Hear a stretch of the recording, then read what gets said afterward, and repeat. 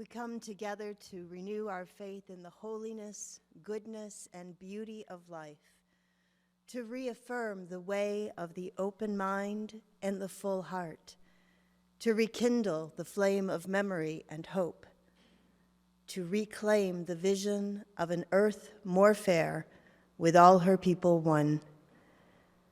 Good morning. Welcome to the Unitarian Universalist Church of Amherst. I'm Reverend Michelle Buheit, the minister of this congregation. My pronouns, which I offer to create a truly inclusive and brave space for all to live into the fullness of their identities, are she and her. We begin our time together by lighting the chalice, the symbol of Unitarian Universalism. Our chalice lighting words this morning come from Marshall Hawkins. We light this candle as a symbolic act to establish a time in our week when rituals have meaning, stories tell the truth, and the Spirit speaks louder than words of the transcendent mystery of creation and our place in the universe. It's been said that Unitarian Universalism is the religion that puts its faith in you, trusting each individual to engage in the spiritual journey and to reach our own conclusions about spiritual matters. We do that in beloved community as we support one another in faith and friendship. In that spirit, this congregation has created a covenant, a sacred promise of how we will strive to be with one another. I invite you to join me in speaking our covenant. Together we promise to gather in compassionate community, to celebrate diversity of thought and unity of spirit, and to seek wholeness for ourselves, our children, and our world. As we gather, we acknowledge that our church is built on occupied land that once belonged to the First Nations people of this region, the Haudenosaunee, and the people known as the Neutrals before them. May we be good stewards of the land and courageously cultivate community with all living things. Each of us carries with us into worship our cares and concerns, joys and sorrows. Perhaps there is someone on your heart. Together, we create the container where we can put down our burdens, knowing they are held gently by this gathered community. I invite you to speak the names and give voice to that which is on your heart, or perhaps type them into the chat in the live stream. Now is the time to bring your whole self to this circle of love.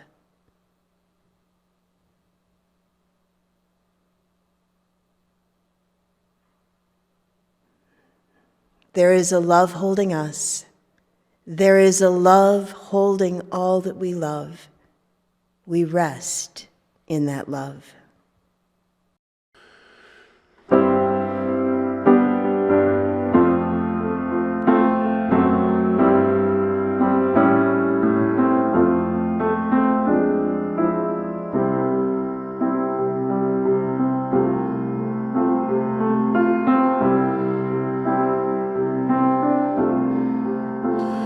When you're weary, feeling small, when tears are in your eyes, I will dry them all. I'm on your side. Oh, when times get rough and friends just can't be found, like a bridge over troubled water, I will lay me down like a bridge over troubled water. I will lay me down.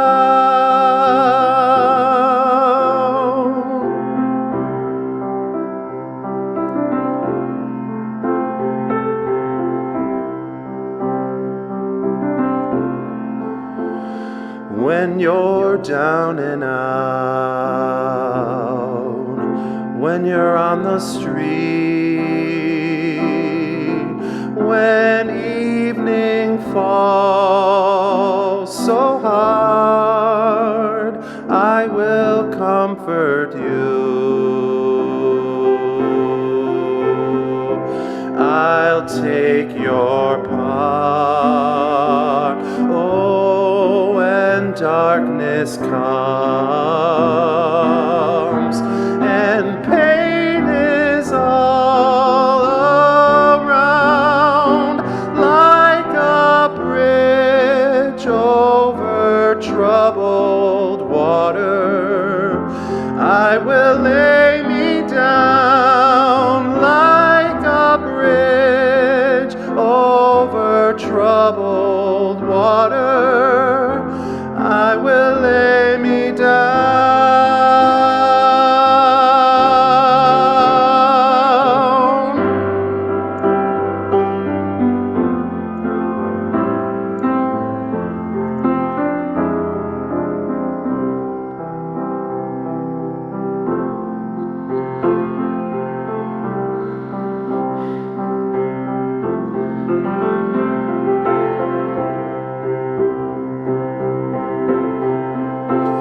Sail on, silver girl, sail on by.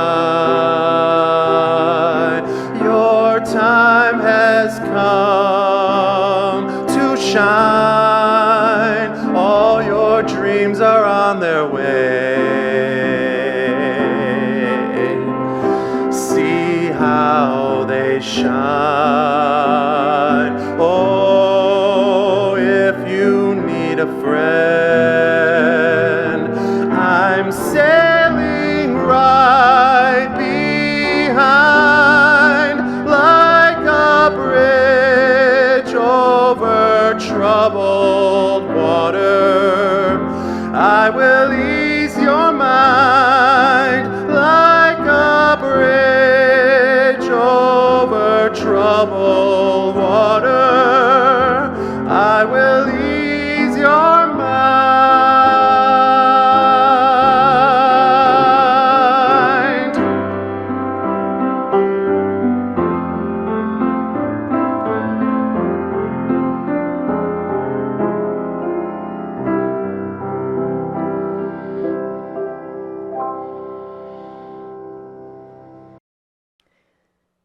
The Soul Matters theme this month is Living with Intention. From the only New Year's resolution you need, slowing down and living your life, to our inner climate change and our willingness and capacity to make a difference, we've been dancing around the edges of what it means to live with intention. Today, we lean into the theme, finding ways to consider it as individuals and as a beloved community. What it means to live with intention as an individual is related to what it means to do so in community, but at a different level. We need to address our own capacity before we can truly join together in shared intention. As individuals, we can live intentionally by engaging in spiritual practices that help us find our center. We can make decisions about the pace of our lives and the quality of our relationships, including with ourselves. One of my spiritual practices is to interact with the runes, an oracle system that involves the Scandinavian and Germanic early system of writing, and interpreting the larger meanings of the symbols. In that system, there is a rune that embodies relationships and partnering, the gift that connects us to another and affirms individual freedom. The rune Gabo has the form of an equal-armed cross, or an X, and it reminds us that all partnerships must be equal, whether they are with other people, with the earth, with the sacred. Our relationship as a community of faith is that of equal partners, all gifted and all responsible. Unitarian Universalism is a faith of equals. We are all gifted, and we are all responsible for the life and health of our community. If we had to bear that alone, it would be a heavy burden, but the equal arms remind us that we carry this faith together. We are engaged in shared ministry. I like to say that there are no spectators in our faith. We are all gifted, and we are all responsible. As we move into our worship, we intentionally create the space to pause, to breathe, to consider from whence our strength comes, and to find our center.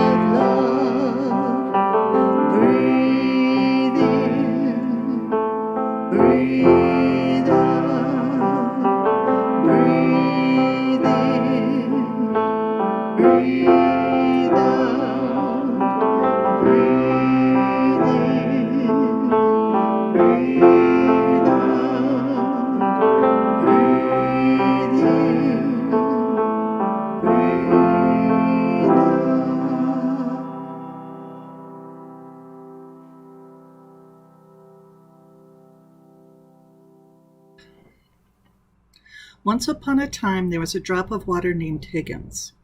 Higgins was no ordinary drop of water. He was a drop with a dream. Higgins lived in a valley where it had not rained in a very long time. So all the lovely green grass was turning brown, and all the beautiful flowers were wilting, and all the trees were starting to droop. Higgins had a dream that one day the valley would be a beautiful place again. But what could he do? After all, he was only a drop of water. One day Higgins decided to travel and tell others about his dream. All the other drops listened very politely, but no one believed that his dream would come true. "Higgins," said one, "get your head out of the clouds. You can't spend your whole life dreaming." Higgins decided that he had to do something to make his dream come true. So he began to think and think and think. And one day, as he was walking by a rusty old bucket, he got an idea. "If enough of us drops of water get together in this bucket," Higgins thought, "there would be enough water to sprinkle on a few flowers to help them grow, and become beautiful again. Eagerly, Higgins told everyone his great idea, but everyone thought he was being foolish. Higgins is nothing but a dreamer, they said. Higgins decided that he had to do something to convince the others that he was right. So he said to them, "I don't know about you, but I'm getting into the bucket, and I hope some of you will join me. Then there might be enough water to help at least some flowers grow beautiful again." So Higgins ran as hard as he could and hopped way up in the air and landed with a kerplunk in the bottom of the bucket. And there he sat, just a drop and a bucket. For a long time, Higgins was very lonely. It seemed like no one else was going to join him. But after a while, some of the other drops could see that the grass was dying, and the flowers were wilting, and the trees were drooping.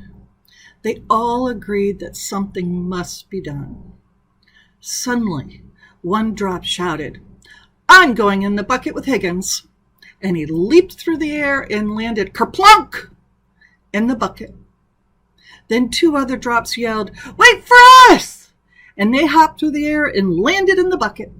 Then 10 drops jumped through the air into the bucket, then 30, then 50, then hundreds of drops came from all around just to hop into the bucket. Soon, the bucket was completely full of water, but there was still more drops that wanted to join. So they found another bucket and hopped in. And before long, there were 2 buckets of water, then 3, then 4, then 10, then hundreds, and then thousands of buckets of water. Along came a powerful breeze that blew over all the buckets, and all the water flowed together to make a mighty stream. Flowers bloomed, and the trees stood tall and straight once more. All of this happened because Higgins had a dream, and his dream came true. Because he knew that although he was just a drop in a bucket, enough drops in the bucket make a bucket full. And when there are enough buckets with the wind behind them, then justice will roll down like waters and righteousness of a mighty stream. Now, if we were meeting in person, this would be the point where I would walk around with a microphone to hear your insights about this story. Since it's just me and the tech team in our chapel today, I will do my best to open up the story and find some of the nuggets of wisdom. That Higgins was quite a drop with a dream. A drop that didn't just lament the wilting flowers and drooping trees, but rather recognized that he had a gift to offer. It wasn't a lot, but it was a start. Higgins could never have made a substantial difference all by himself, although he was willing to take a leap of faith and be the first. Sometimes we are Higgins, and sometimes we are the other dubious drops who roll their eyes and shake their heads. But these other drops are not villains. They are just the ones who need to see for themselves before they act. This is a story about beloved community, about the power of coming together with a shared vision and doing what is in our power to do to make a difference. It's a story about trust. Higgins trusted that if he acted, others would join him. He would not evaporate alone and misunderstood. It's a story about the power of community to effect change by working together and trusting that each individual's effort makes a difference. So what does this have to do with living with intention? Living with intention takes clarity of vision, being willing to see a need and accepting the responsibility to address it. Living with intention takes hope and courage. It demands that we speak our truth, even when people think that we are just silly dreamers. Living with intention demands that we be willing to be the first to take action and inviting others to join us. Living with intention means being willing to change our minds and listen to our hearts and work together to create change that benefits others while helping us fulfill our purpose. A drop is just a drop, but a bucket full of drops can create a wave of goodness and change. Now that's all very inspiring, but I've left out an important part of the story.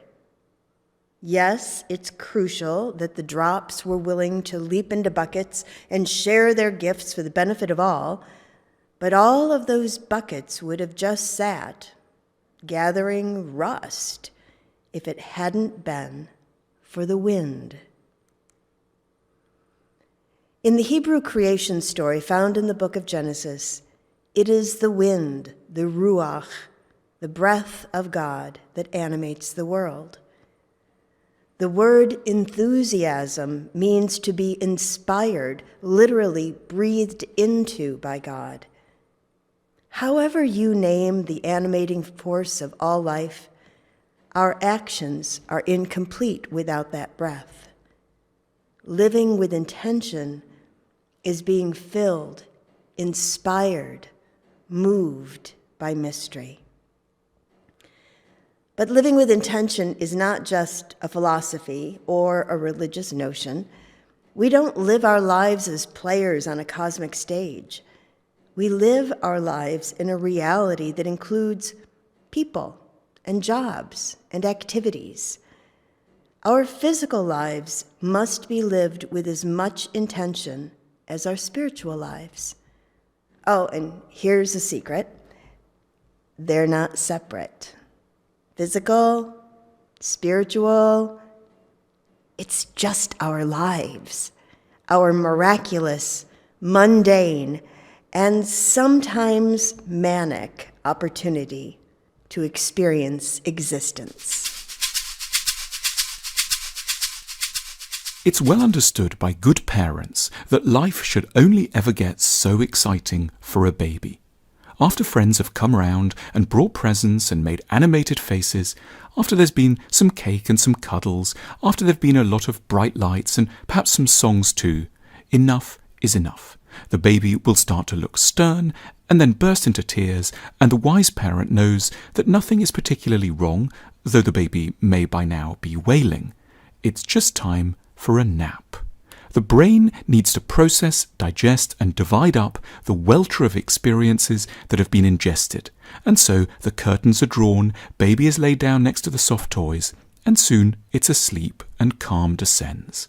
Everyone knows that life is going to be a lot more manageable again in an hour.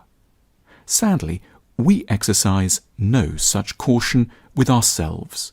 We schedule a week in which we're going to see friends every night, in which we're going to do 12 meetings, 3 of them requiring a lot of preparation, where we'll make a quick overnight dash to another country on the Wednesday, where we'll watch 3 films, read 14 newspapers, change 6 pairs of sheets, have 5 heavy meals after 8 p.m, and drink 30 cups of coffee. And then we lament that our lives are not as calm as they might be, and that we're close to mental collapse. We refuse to take seriously how much of our babyhood is left inside our adult selves, and therefore how much care we have to take to keep things simple and very, very calm. What registers as anxiety is typically no freakish phenomenon. It is our mind's logical, enraged plea not to be continuously and exhaustingly overstimulated. These are some of the things we may need to do to simplify our lives. It is theoretically a privilege to have a lot of people to see and things to do. It is also, psychologically speaking, exhausting and ultimately, therefore, rather dangerous. The manner of expression is a little dated and brutal, and one might want to quibble over the exact timings, but this point from Friedrich Nietzsche remains acute. Today, as always, men fall into two groups, slaves and free men. Whoever does not have 2/3 of his day for himself is a slave, whatever else he may be, a statesman, a businessman, an official, or a scholar. We need to recognize that what is physically possible for us to achieve in a day is not, for that matter, psychologically wise or plausible. It may well be feasible to nip over to a foreign capital or two in a day and run a company alongside managing a household, but nor should we be surprised if such routines ultimately contribute to a breakdown. Plenty of it, of course, at least 7 hours, or if we can't manage it, we need at a minimum fully to recognize how much we are deprived, so that we won't aggravate our sorrows by searching for abstruse explanations for them. We don't necessarily have to get divorced, retrain in a completely different profession, or move country. We may just need to get some more rest. What we're taking in when we check our phones is perhaps the single greatest contributor to our mental ill health. For most of history, it was inconceivable that there could ever be such a thing as too much news. Information from political circles or foreign countries was rare, prized, and expensive. But since the middle of the 20th century, news has been commodified, and in the process it's become a major, though still too little known, risk to our mental survival. Every minute of every day presents us with untold options for filling our minds with the mania, exploits, disasters, furies, reversals, triumphs, insanity, and cataclysms of complete strangers all around our benighted planet. Always, news organizations speak of our need to know and the need to know right now. But what they've left out is our equally great and often even greater need not to know, because we can't change anything, because the stories are too violent, dispiriting, and sad, because our minds are fragile, because we have responsibilities closer to home, because we need to lead our own lives rather than be torn apart by the stories of the lives of others who are ultimately as remote from and irrelevant to us as the inhabitants of the Egyptian court of King Sneferu in late 2613 BC. Insomnia and anxiety are the mind's revenge for all the thoughts we refuse to have consciously during the day. In order to be able to find rest, we need to carve off chunks of time where we have nothing to do other than lie in bed with a pad and paper in order to think. We need to consider 3 topics in particular. Firstly, what's making me anxious? Secondly, what's caused me pain and how? And thirdly, what's exciting me? We need to sift through the chaotic contents of our minds. Every hour of living requires at least 10 minutes of sifting.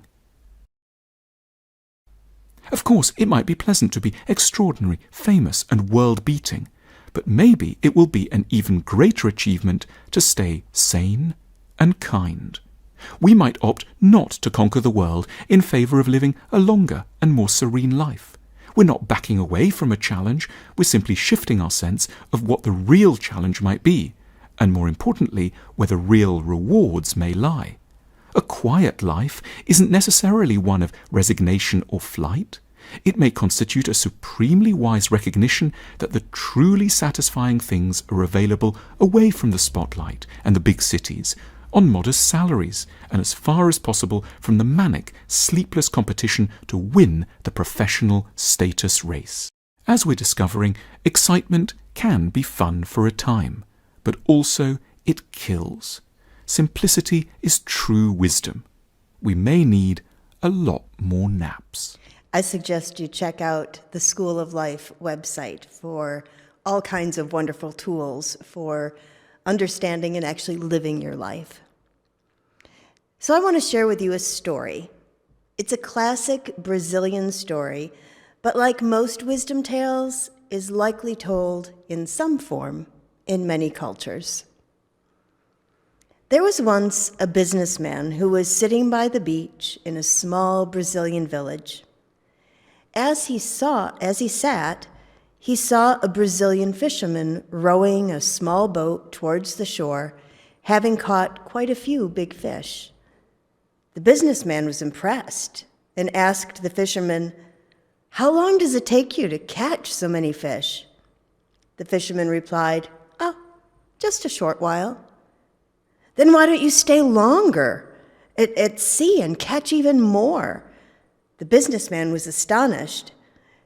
This is enough to feed my whole family, the fisherman said. The businessman then asked, so what do you do for the rest of the day? The fisherman replied, well, I usually wake up early in the morning, go out to sea and catch a few fish, then go back and play with my kids.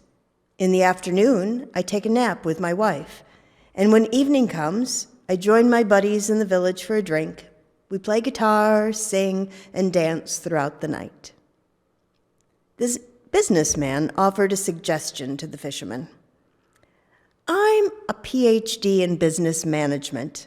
I could help you to become a more successful person. From now on, you should spend more time at sea and try to catch as many fish as possible. When you have saved enough money, you could buy a bigger boat and catch even more fish. Soon you will be able to afford to buy more boats, set up your own company, your own production plant for canned food and a distribution network. By then, you will have moved out of this village and to Sao Paulo, where you can set up HQ to manage your other branches. The fisherman continues, and after that? The businessman laughs heartily. After that, you can live life like a king in your own house. And when the time is right, you can go public and float your shares in the stock exchange, and you will be rich. The fisherman asks, and after that? The businessman says, after that, you can finally retire. You can move to a house by a fishing village, wake up early in the morning, catch a few fish, then return home to play with the kids, have a nice afternoon nap with your wife, and when evening comes, you can join your buddies for a drink, play the guitar, sing and dance throughout the night. The fisherman was puzzled. Isn't that what I'm doing now? Does it challenge your assumptions to consider a life where one might spend 1/3 of the time working and 2/3 living? It challenges mine. How would I prove my worth if I'm not working all the time? What would people think if they saw me enjoying my life?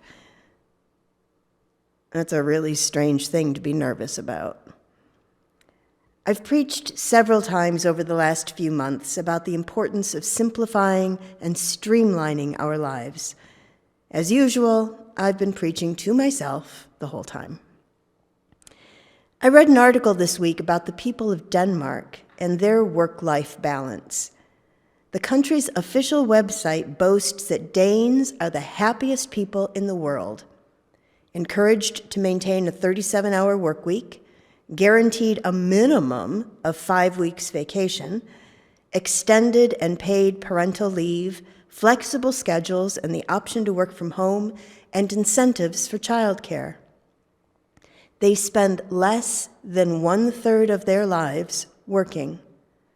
And this applies to janitors as much as CEOs. When I invite you to live your life with intention, I don't mean to create another long list of all the things you should try to squeeze into an already unmerciful schedule. How can we squeeze out all the juiciness of life if we are not living it? As I was preparing this service, I spent a couple of hours finding the right music, stories, and videos. Then I tried to dive right into writing. But my brain was done. So I laid down for a 30-minute nap, and then I made a tasty salad, put my feet up, and watched an episode of Queer Eye as I ate. After just more than an hour of rest and renewal, I was ready to return to my desk and begin the weaving process of creating meaningful worship. The truth is, this level of self-care and pacing myself is an anomaly. I am more often tied to my desk for hours on end, making calls, returning emails, reading articles, researching, and attending Zoom meetings. With a recent change in the dates of an online UU group, one Tuesday each month is filled with 9 hours of back-to-back screen time. So please don't think that I am pointing fingers or judging anyone. Rather, I am pleading with all of us, myself included, to stop the madness. We are not made for this.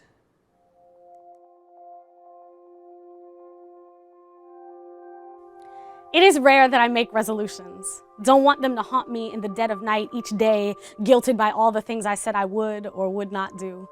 I only do what I want, when I want, with a full heart or not at all, and the rest will have to settle somewhere between my lips and my intentions. I do not promise often, but there comes a day when I am more than wild woman, more than what I've accomplished or seek to, and as that day approaches, I promise to remember how to love.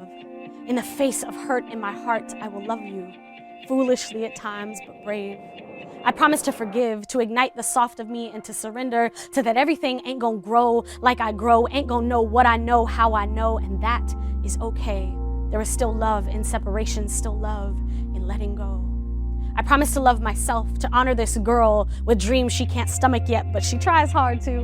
In the morning, I will pray to a God I hope to be more like, and she will laugh, knowing I have already forgotten that she loves me unconditionally, just a silly girl, wanting more and more and more, but already having everything I need. I promise to laugh hardest when life is most challenging.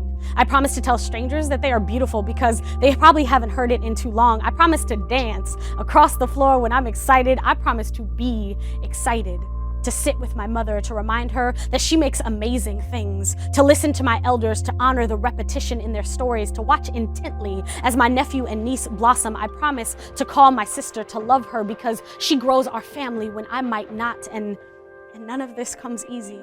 None of it will be overnight. I might be scared and stubborn at first, and when I am, I promise to lean into it, to let life make a masterpiece of me, to say everything that needs to be said in a moment and trust that I am prepared. I promise to listen to the way God moves. I promise to be moved, to not stop noticing the details in the day, the way you hesitate before speaking, or the nervous girl at the table next to me. I promise to never stop picking up on energy or feeling responsible for humanity. I promise to let this fire rage, to drink more water and carry this skin like a gift. I promise to breathe on purpose and fall in love without fear. I promise, I promise, I promise.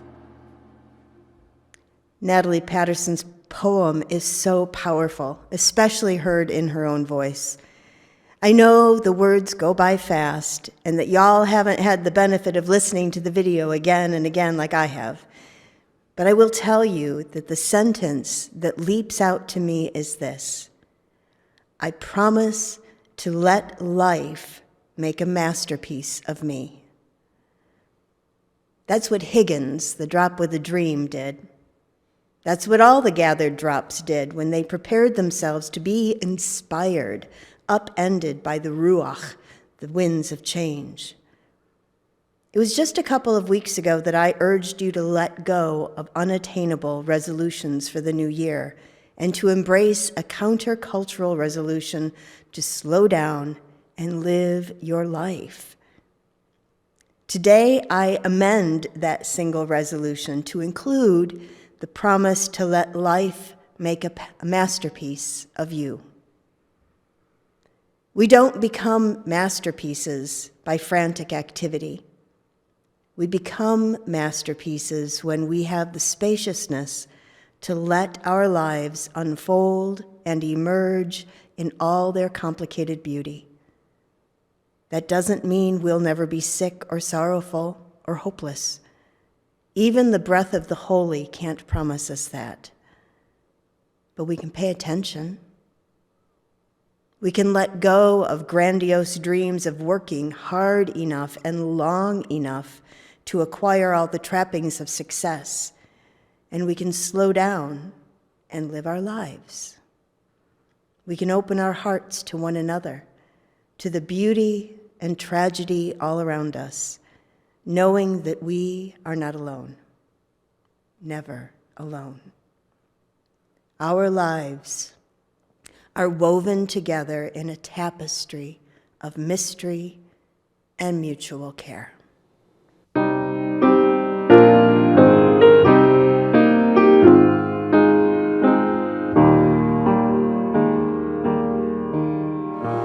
Wake now, my senses, and hear the earth call.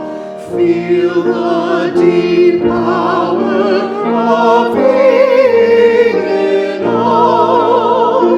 Keep with the web of creation your vow, giving, receiving, as love shows us how. Be thou my vision, O God of my heart, not be all else to me, save that thou art. Thou my best thought, by day or by night, waking or sleeping, thy presence my light. Be thou my wisdom, and thou my true word. I ever with thee, and thou with me, God. Thou my soul shelter, thou my high tide. Raise thou me heavenward, O power of my power.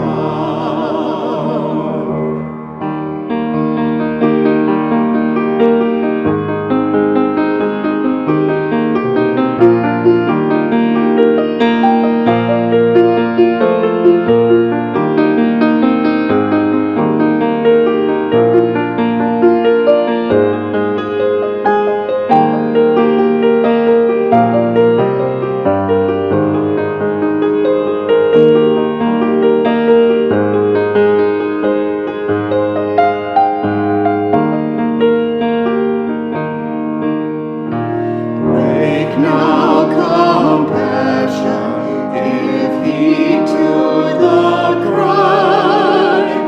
Voices of suffering fill the wide sky. Take as your neighbor, both stranger and friend, praying and striving their hardship to end.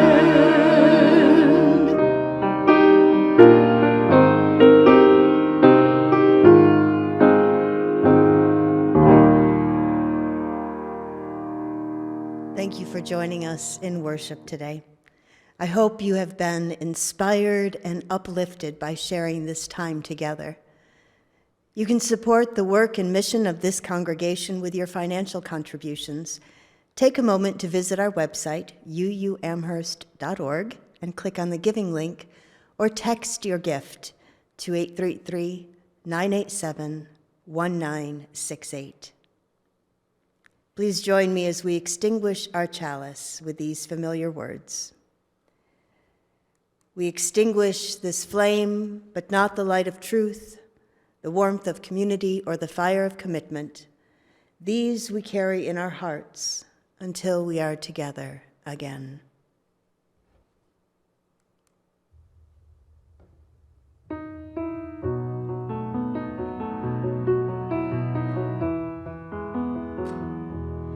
Travel light and travel easy, till I see you once again.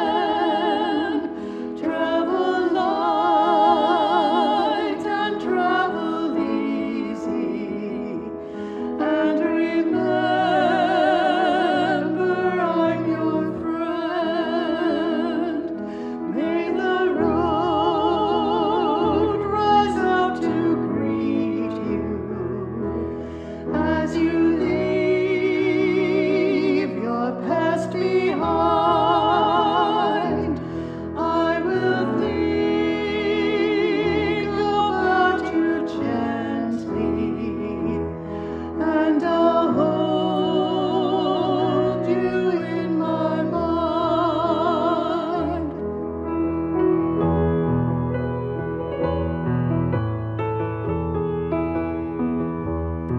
not have much time to gladden the hearts of those who travel this way with us. So be swift to love and make haste to be kind. Go in peace.